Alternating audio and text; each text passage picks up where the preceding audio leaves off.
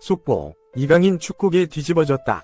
맨시티 에이스 눌렀다. 맨시티 에이스를 눌렀다. 이강인, 축구계가 뒤집어진 이유 재조명 초토화. 꼭 1년 전인 2023년 7월 9일, 국내 축구팬들은 비현실적인 경험을 했다. 한국인 선수가 세계적인 스타가 즐비한 빅클럽 파리 생제르맹, PSG에 입단한 것이다. 스페인에서 성장한 작은 거인, 이강인은 등번호 19번.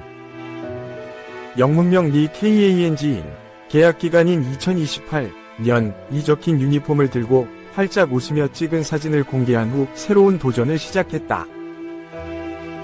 그로부터 꼭 1년이 지난 2024년 7월 9일, 이강인은 PSG 입단 1주년을 맞았다. 이강인은 이날 개인 인스타그램 스토리에 1년 전 유니폼 및 정장을 입고 오피셜 사진을 찍고 구단과 공식 인터뷰를 하는 모습이 담긴 영상을 공개하며 1년 전 오늘을 돌아봤다.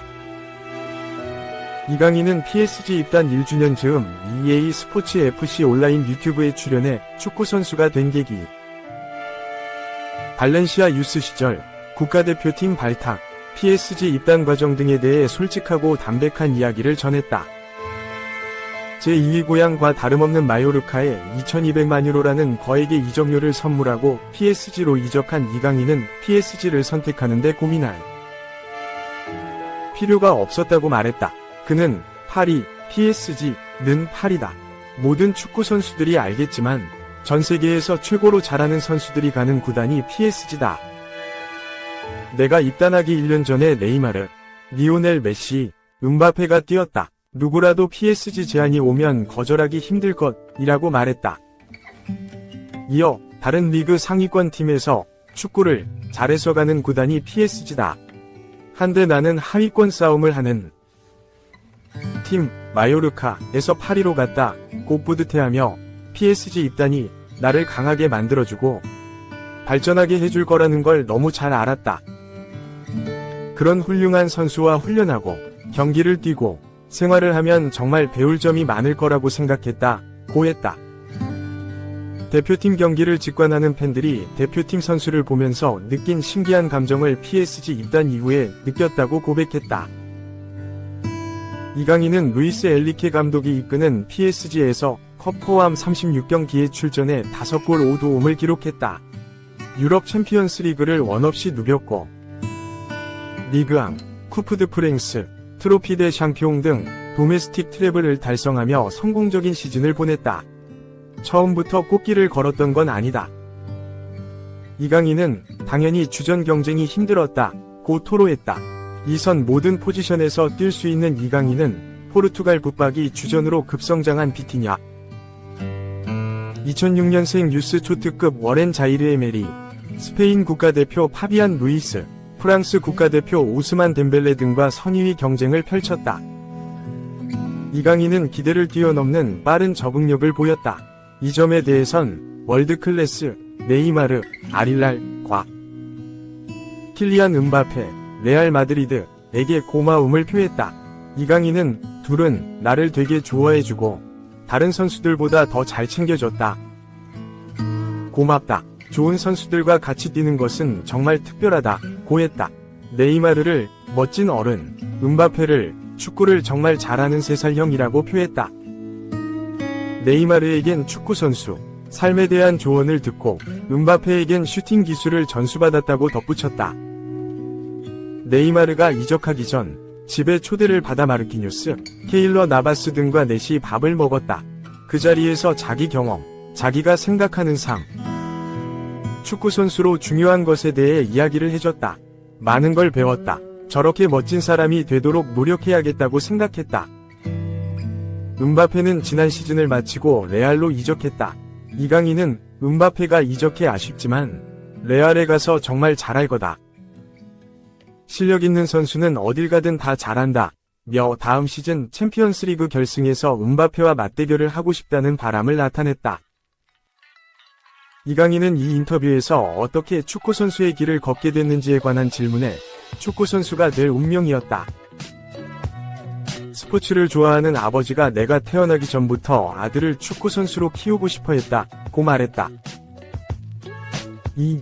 마르세유 376억 원 제한 거절. 울버햄턴 황희찬을 팔 생각 없다. 팀 내 위상 플러스 비중 재확인. 영국 언론 스카이 스포츠의 13일 보도에 따르면 울버햄턴은 황희찬을 영입하려는 마르세유의 제안을 거절했다. 울버햄턴은 올여름에 황희찬을 매각할 계획이 없다고 선언했다. 최근 프랑스 리그 1위 명문 마르세유는 황희찬 영입에 뛰어들었다.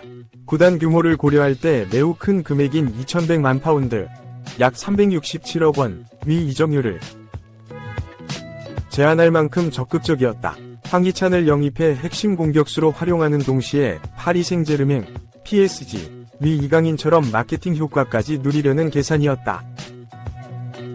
울버햄턴이 2022년 여름 황희찬을 완전 영입할 때 지출한 이적료는 1,670만 유로, 약 251억 원로 알려져 있다. 당시와 비교할 때 100억 원 이상 상승한 제안이 들어왔다. 경제적인 부분만 고려하면 이적을 검토할 법도 하지만 울버햄턴은 큰 고민 없이 not for sale, 판매 불가를 외쳤다. 울버햄턴이 황희찬을 얼마나 중요한 선수로 분류하는지 알 수 있는 대목이다. 황희찬은 지난 시즌 잉글랜드 프리미어리그 29경기에 출전해 12골 3도움을 기록했다. 또 다른 스트라이커 마테우스 쿠냐와 함께 팀 내 최다 득점자에 등극했다. 팀 공격의 핵심으로 맹활약한 시즌이었다. 기량이 절정에 오른 황희찬을 울버햄턴이 매각할 이유는 없다. 다음 시즌 성적을 위해서라면 황희찬을 잡아두는 게 당연하다. 재정적으로 큰 여유가 없는 울버햄턴이 황희찬 수준의 공격수를 영입하기는 쉽지 않다. 게다가 울버햄턴과 황희찬의 계약은 아직 4년이나 남아있다. 양측의 계약은 2028년 여름 종료된다. 매각하기엔 잔여 계약 기간이 너무 길다. 장기 계약을 통해 묶어놓은 것도 황희찬을 그만큼 비중 있는 선수로 여겼기 때문이다. 황희찬 입장에서도 프리미어리그 무대를 뒤로하고 리그 1루로 떠날 이유는 없다. 프리미어리그는 전 세계 최고의 프로축구 리그로 꼽힌다. 실력은 물론이고 상업적인 측면에서도 좋은 옵션은 아니다. PSG에 가는 게 아니라면 리그 1 이적은 고려 대상이 되기 어렵다. 큰 이변이 없는 한 황희찬은 2024-2025 시즌에도 울버햄턴의 핵심 공격수 구실을 해낼 전망이다. 3. 오피셜 김민재 임대 영입 원해 인테르. 우선 2026년까지 인자기 감독과 재계약 체결. 김민재의 임대 영입을 원하고 있는 인터밀란이 우선 시몬의 인자기 감독과 재계약을 체결했다. 인터밀란은 13일 한국 시간 구단 홈페이지를 통해 인테르의 인자기 감독이 2026년까지 계약 연장을 공식화했다. 인테르는 인자기 감독의 계약 갱신을 발표하게 되어 기쁘게 생각한다고 공식 발표했다. 인자기 감독은 1990년대와 2000년대 초반 한 시대를 풍미했던 필리포 인자기 감독의 친동생이다. 형에 비해 선수 시절 크게 각광받지는 못했다. 피아첸차 칼초, 라치오, 삼프도리아 등을 거친 뒤 2007에서 8시즌을 끝으로 아탈란타에서 선수 생활을 마무리했다. 지도자의 길을 걸었다. 인자기 감독은 라치오 유스팀 감독부터 시작해 코치를 거쳐 2016년 임시 감독을 통해 자신의 지도력을 입증했다. 결국 정식 감독으로 선임돼 본격적으로 프로팀을 이끌기 시작했다. 결과로 증명했다. 인자기 감독은 2018에서 19시즌 코파 이탈리아를 우승했고 2019-20 시즌엔 수페르코파 이탈리아나 정상에 오르며 2년 연속 팀의 트로피를 안겼다. 특히 당시 치로 임모빌레, 세르게이 밀린코비치 사비치 등을 활용해 탄탄한 팀을 만들어냈다. 이러한 활약 속에 인터밀란이 러브콜을 보냈다. 당시 인터밀란은 안토니오 콘테 감독이 팀을 떠난 상태였다. 인터밀란에서도 자신의 지도력을 입증했다. 코파 이탈리아 우승을 2회 연속 차지했고 지난 시즌엔 리그 우승 타이틀까지 거머쥐며 이탈리아 최고의 팀으로 성장하게 됐다. 이러한 행보에 인터밀란은 재계약을 제안했다. 결국 2026년까지 재계약을 맺으며 동행을 이어나가게 됐다. 한편 인터밀란은 올여름 수비라인 보강을 원하는 것으로 알려졌다. 이탈리아 매체 가제타 델로 스포르트는 지난 7일 김민재의 영입은 젊어질 필요가 있는 수비 라인을 강화할 수 있는 기회다.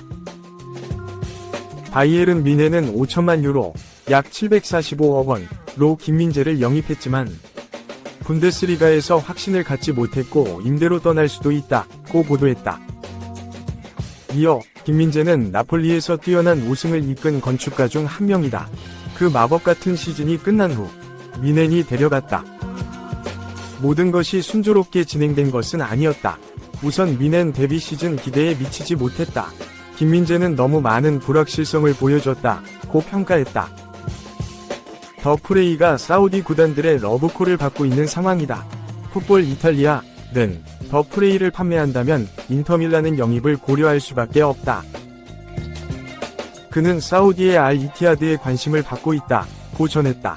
결국 인터밀란은 더 프레이의 대체자로 김민재를 임대 영입해 보강을 계획했다. 하지만 뮌헨은 김민재를 내줄 생각이 전혀 없다. 지난 8일 뮌헨 소식에 능통한 플로리안 플레텐버그 기자는 8일 인터밀란과 김민재 간의 루머가 널리 퍼져 있음을 확인했다. 김민재는 뮌헨을 떠날 생각이 없다. 계속 머물고 싶어 한다. 2028년까지 계약은 유효하다. 라고 선을 그었다. 4. 메뉴야 고마워. 데리우트 플러스 지르크지 오른쪽 화살표 1000억 번 뮌헨. 막 쓰는 이유가 있었다. 바이에른 뮌헨이 이번 여름 이적시장 공격적인 선수 영입을 이어가는 가운데 수입도 쏠쏠하다. 뮌헨은 이번 여름 이적시장 대대적인 스쿼드 개편에 나섰다. 뱅상 콤파니 감독이 새롭게 지휘봉을 잡은 이후 수많은 선수를 데려왔다.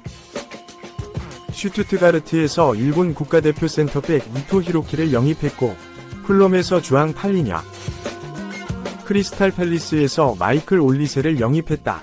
세 선수 모두 주전으로 활약할 수 있는 기량을 갖춘 선수들이다. 들어온 만큼 나가는 선수도 있을 터. 주전 센터백이었던 마타이스 대 리흐트가 나간다. 콤파니 감독 부임 이후 매각 명단에 올랐고 맨체스터 유나이티드가 관심을 가지며 이적료 협상이 진행 중이다. 데 리흐트 본인도 맨유행을 열망하는 만큼 이제 이적은 시간 문제로 보인다.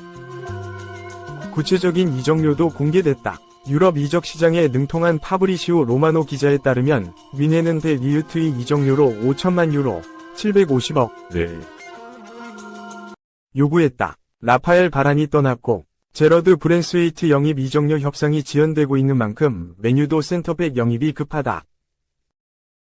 큰 무리 없이 750억 선에서 영입이 마무리될 것으로 보인다. 뮌헨은 데 리흐트의 이적료로 맨유로부터 돈을 받지만 조슈아 지르크지 이적료도 일정 부분 수령한다. 뮌헨 유스 출신이던 지르크지는 볼로냐로 이적하면서 계약서에 새로운 조항을 남겨뒀다. 볼로냐에서 다른 팀으로 이적할 시 뮌헨이 이적료의 일정 부분을 받는 조항이다.